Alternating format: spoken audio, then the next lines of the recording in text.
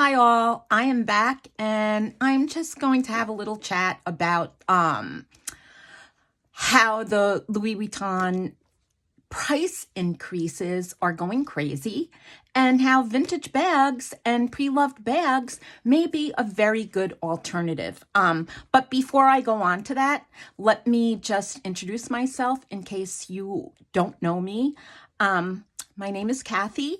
My name on social media is Atypical 60, simply because I'm just basic. I'm just your typical 60-something-year-old woman that knows she's got aging hands and wrinkles, and, I'm fine with it.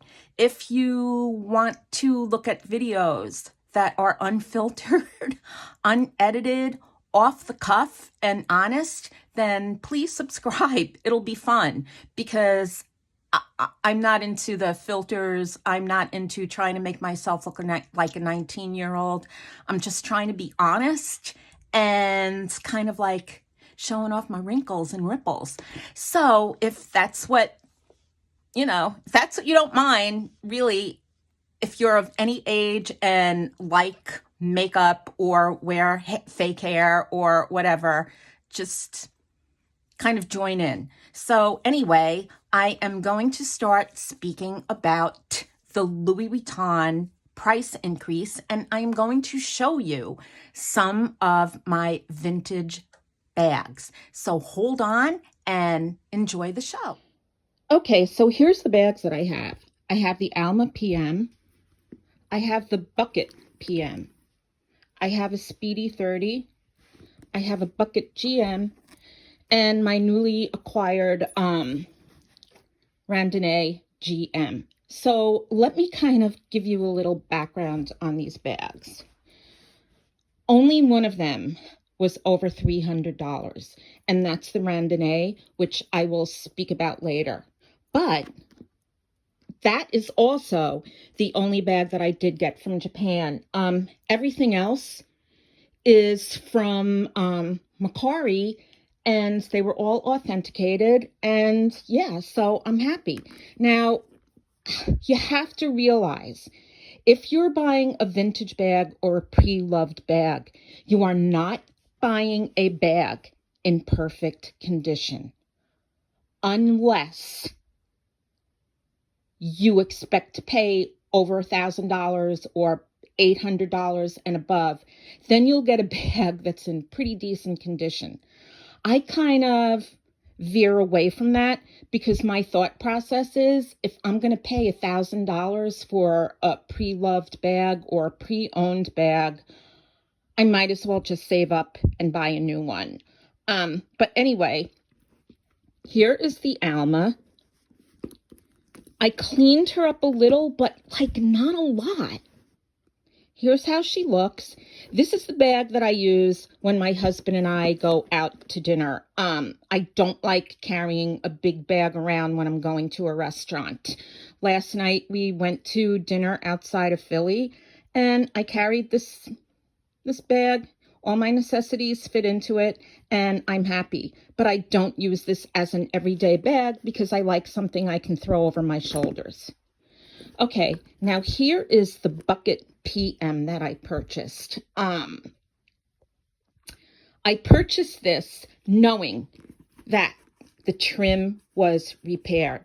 Because one thing that you have to realize, if you're looking through vintage bags and you like the Bucket PM or the Bucket GM, a lot of times the top trim is so thin, it's like the Neverfull, that the trim is the first to go. So this has been repaired.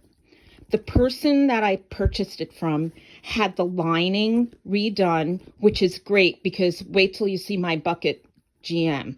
They had the lining redone, and whoever fixed this or repaired this did a really good job in keeping the integrity because everything else is intact. The straps are very old, but I used this bag in bad weather. This is like my bad weather bag because let's face it, look at the water stains. I mean, if I get snow or ice or water on this, I really don't care. Plus, I can just throw it in the back of my car and all is good. Now, here is my Speedy 30. And let me tell you something. This was my pride and joy when I first opened it because it was in great condition. Dumb me left it on the bed and my dog decided to snack on the pull tab and ate it. And he also snacked on this heat stamp, which I tried to fix with Gorilla Glue, and it wasn't happening. So I keep meaning to take this to be repaired, but overall, I'm a pretty lazy person. But the inside of this, hold on. Oh, this is so hard to do with one hand. Hold on. Okay, the inside of this is in really great shape, and I do have an organizer that I picked up on Amazon, and I am very happy with the organizer because, quite frankly, it matches the inside fabric very well. I did clean this with water wipes, as I do with every single bag that I have of coated canvas. I wipe it down with water wipes, and I use Brasso on the brass, and I use a deep conditioner for the Vachetta, or is it Vachetta, whatever it's called, for the leather. And, you know, that's it. I'm pretty low maintenance, okay? So that's out of the way. Now, here's the Bucket GM. And I have to tell you, quite honestly, out of every freaking Louis bag that I have, this is the one that I use the most. I don't know what it is. This has plenty of space. It's like a bottomless pit. And I think maybe it's because I'm the one who cleans.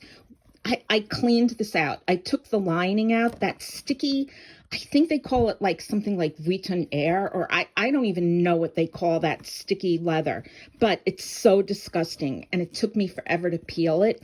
In fact, hold on, I still haven't cleaned out this zippered pocket. It's just, I know I have to do it and I will do it, but if I'm not using the pocket, I really don't care at this point. Hold on again. But I have to say, I was pleased as a punch with the fact that it took me 3 days to get all of that sticky lining out. And I think I did a pretty decent job. But here's the thing. Again, just like with the PM, I had to have the top trim replaced. Now, because there's a honey patina on this, there was no way I was going to get a lighter leather on this. It's not Vachetta. I don't know what it is, but you know what? I'm fine with it. I am absolutely fine with it. I sent this to the cobblers in Miami, and for $180, they did a great job, and it still brings the price point of the bag less than what a brand new Louis Vuitton bag is. I think I got this for $290, so another $200 is like $490, and I think it's worth every penny because I just love this bag so much. It is such a workhorse. Like it's unbelievable. And on these older bags, I find that the coated canvas is super strong, super thick, and I don't know, I just really like this.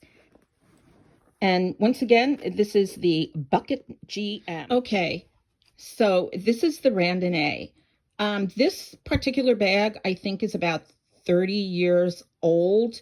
She's really in great shape. I paid $356 for this bag, and I did win it in an eBay auction. Now, this bag is from Japan, and in Japan, there are very, very, very, very, very strict rules and regulations about selling pre-used bags. So chances are you're not getting a fake.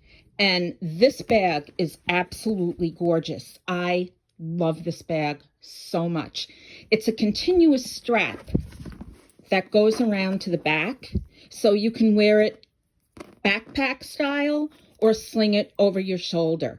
I just love the whole vibe of this. And there's so much room in here. Hold on. I have soap in here. I have some I have some orchid scented soap. Just because the bag did come with a very slight odor, but it wasn't it wasn't even offensive. It was just kind of like that odor that, the bag has been sitting around for a while. So I just took this and threw it in. Now, I am presently waiting for, hold on. I'm presently waiting for a pouch that accompanies this that I won separately in an eBay auction. The pouch is going to need